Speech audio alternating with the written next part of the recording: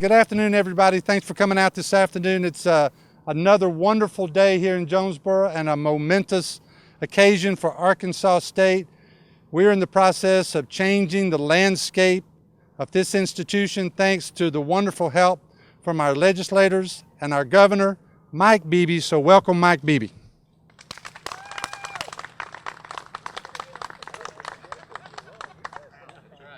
Cope, get up here. Got any other legislators here? Looks like you're it. I'm it. I have to tell you that this has been a long, hard grind. Shane, you probably need to get up here too. Shane was Speaker of the House and I was President of the Senate when we first started trying to incrementally get what we call General Improvement Fund monies for this building. It was occasioned a long time ago when Robert took us through Wilson Hall. Where'd Robert go? Took us through Wilson Hall and talked about the construction of that old building and the seismic potential with the New Madrid fault of the need to move as much as we could out of that building, and that they were growing so fast they needed a new, what I call, liberal arts building. Apparently y'all have changed the name on it. I've been selling it for what now, 12 years as a liberal arts building. I hope you don't go back and tell your colleagues that we didn't spend a dime on a liberal arts building. It's some different name. But in any event, incrementally, because you know the state never has enough money, and you can't give it all to ASU, although some of these guys wanted to do that all the time, and I helped them a little.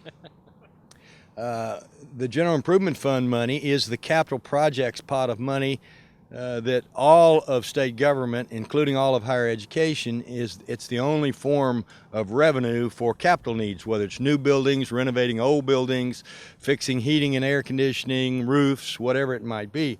So the demand is always significant, and particularly in higher education. And where possible, I always thought that the bulk of that money should go to higher education. Now we were aided a little bit with stimulus, because when the stimulus money came down from Washington, when they were trying to recover or cause some recovery to occur from the recession, a lot of that money was scheduled to go for maintenance and operations, particularly for states who were laying off school teachers. And you know, I don't ever like, sometimes you have to as a stopgap, but I don't like to spend one-time money on ongoing operations. It's self-defeating, because once that one-time money's gone, you still got the operations, so what are you going to do? You're still back in a hole. So I think you ought to use one-time money for capital projects, for buildings, for infrastructure. And so since Arkansas was one of very few states in the country that didn't lay off a teacher, didn't cut a dime from K through 12, we didn't need the money for the purpose of keeping from laying off school teachers. And so we were able to use some of the money that other states could not use for capital projects.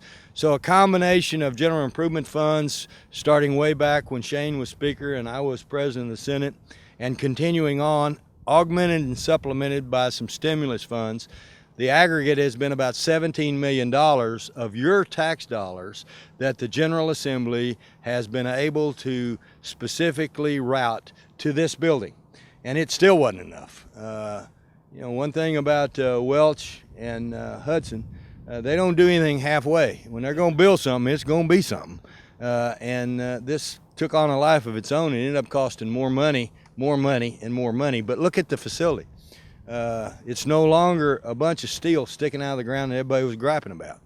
But you had to be patient. It took a while to get all this stuff together, and it took several increments to be able to amass enough capital to be able to get it where it is. But this, together with the bond issue that the Board of Trustees has authorized, will now complete this building, and humanities, liberal arts will have a home that's worthy of the graduates of that part of this institution. And we're extremely proud. It's a fitting location right in the middle of this concourse, right in the middle of what used to be Caraway. And if you haven't been up to the top, you're going to have to walk if you go up, because the elevators aren't in yet. But if you haven't been up, the view both back to the south and back to the north is spectacular. But more than the view, more than the bricks and mortar, more than all that, the learning that will go on inside this building, the teaching and the ability to be able to impart knowledge and instruct future generations of leaders in the humanities will be the ultimate testament of the value of this facility. A lot of people should be thanked, a lot of people who are no longer around with us, a lot of people who are no longer in the legislature, but a collective effort from so many people. The last bunch coming with Harold's help with the last $4 million from the state coming during this last legislative session. And so we're here today to say thank you to all the members of the General Assembly, both in the past and current. Thank you to the board and to the administration of ASU. Thank you to everybody who's been involved. And with that in mind, we're going to show you, this doesn't really spin, but the one that really does spin is already in the bank up here. Here we go. Get in, get over here.